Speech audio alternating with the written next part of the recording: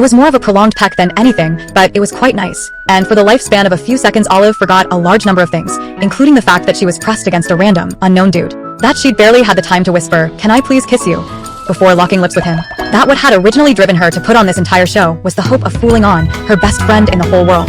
But a good kiss will do that. Make a girl forget herself for a while. Olive found herself melting into a broad, solid chest that showed absolutely no give. Her hands traveled from a defined jaw into surprisingly thick and soft hair, and then she heard herself sigh, as if already out of breath, and that's when it hit her like a brick on the head, the realization that, no, she should not be enjoying this. Random dude, and all that. Olive gasped and pushed herself away from him, frantically looking for On. In the 11 p.m. bluish glow of the biology lab's hallway, her friend was nowhere to be seen. Weird. Olive was sure she had spotted her a few seconds earlier. Kiss Dude, on the other hand, was standing right in front of her, lips parted, chest rising, and a weird light flickering in his eyes, which was exactly when it dawned on her, the enormity of what she had just done. Of who she had just fuck her life. Fuck her life. Because Dr. Adam Carlson was a known ass. This fact was not remarkable in and of itself, as in academia, every position above the graduate student level, Olive's level sadly, required some degree of assness in order to be held for any length of time, with tenured faculty at the very peak of the ass pyramid. Dr. Carlson, though, he was exceptional. At least if the rumors were anything to go by. He was the reason Olive's roommate, Malcolm, had to completely scrap 2 research projects and would likely end up graduating a year late. The one who had made Jeremy throw up from anxiety before his qualifying exams. The sole culprit for half the students in the department being forced to postpone their thesis defenses.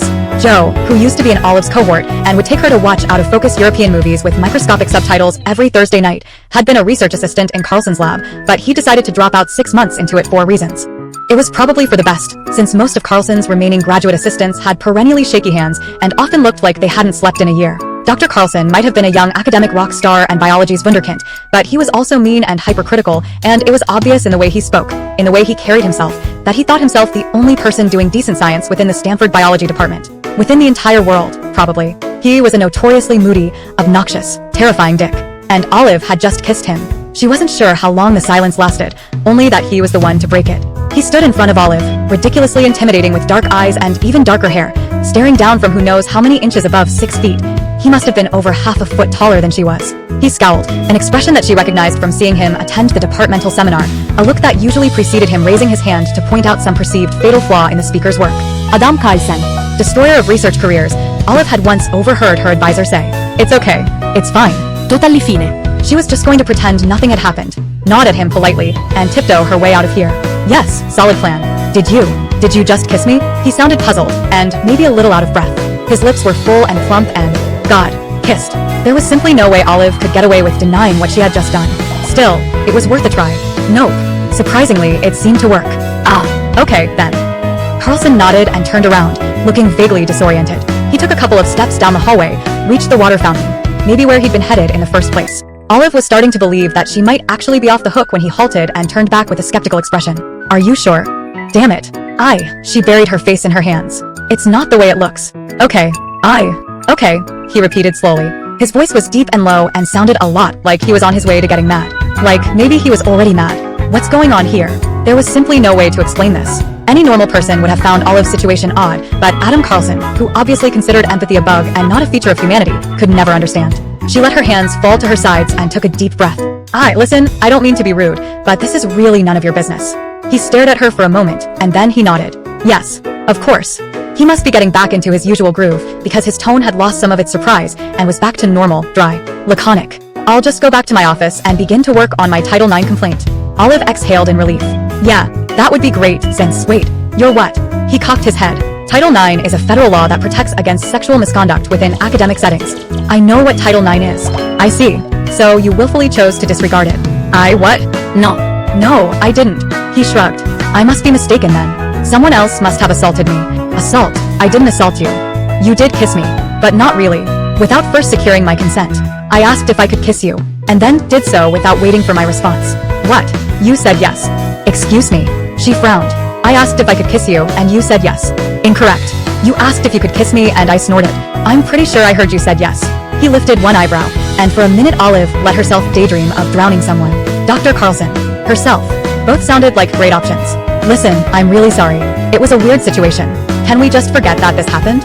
He studied her for a long moment, his angular face serious and something else, something that she couldn't quite decipher because she was too busy noticing all over again how damn towering and broad he was. Just massive. Olive had always been slight, just this side of too slender, but girls who are 5'8" rarely felt diminutive. At least until they found themselves standing next to Adam Carlson. She'd known that he was tall, of course, from seeing him around the department or walking across campus, from sharing the elevator with him, but they'd never interacted. Never been this close. Except for a second ago, Olive. When you almost put your tongue in his. Is there something wrong? He sounded almost concerned. What? No, there isn't. Because, he continued calmly, kissing a stranger at midnight in a science lab might be a sign that there is. There isn't. Carlson nodded, thoughtful. Very well. Expect mail in the next few days then. He began to walk past her, and she turned to yell after him. You didn't even ask my name.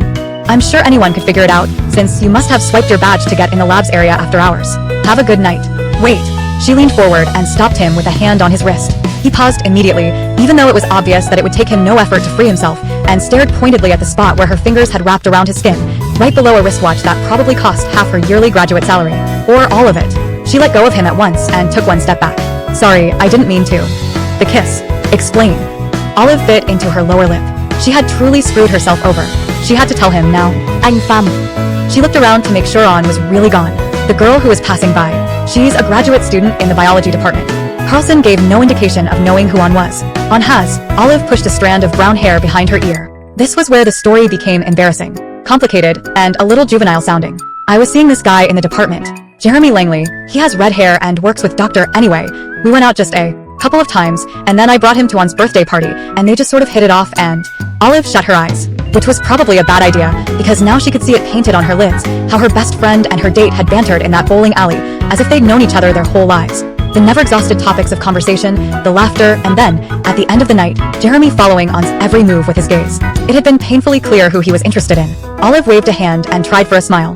Long story short, after Jeremy and I ended things, he asked On out. She said no because of girl code and all that, but I can tell that she really likes him. She's afraid to hurt my feelings, and no matter how many times I told her it was fine, she wouldn't believe me. Not to mention that the other day I overheard her confess to our friend Malcolm that she thought Jeremy was awesome, but she could never betray me by going out with him, and she sounded so dejected, disappointed and insecure, not at all like the spunky, larger-than-life On I am used to. So I just lied and told her that I was already dating someone else. Because she's one of my closest friends, and I'd never seen her like a guy this much, and I want her to have the good things she deserves, and I'm positive that she would do the same for me, and... Olive realized that she was rambling and that Carlson couldn't have cared less. She stopped and swallowed, even though her mouth felt dry. Tonight. I told her I'd be on a date tonight. His expression was unreadable. But I'm not. So I decided to come in to work on an experiment, but On showed up, too. She wasn't supposed to be here, but she was. Coming this way. And I panicked, well. Olive wiped a hand down her face. I didn't really think. Carlson didn't say anything, but it was there in his eyes that he was thinking, obviously. I just needed her to believe that I was on a date. He nodded. So you kissed the first person you saw in the hallway. Perfectly logical. Olive winced. When you put it like that, perhaps it wasn't my best moment. Perhaps. But it wasn't my worst either. I'm pretty sure On saw us. Now she'll think that I was on a date with you, and she'll hopefully feel free to go out with Jeremy, and...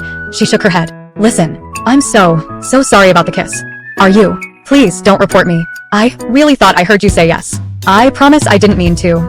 Suddenly, the enormity of what she had just done fully dawned on her. She had just kissed a random guy, a guy who happened to be the most notoriously unpleasant faculty member in the biology department. She'd misunderstood a snort for consent. She'd basically attacked him in the hallway, and now he was staring at her in that odd, pensive way, so large and focused and close to her, and shit. Maybe it was the late night. Maybe it was that her last coffee had been 16 hours ago.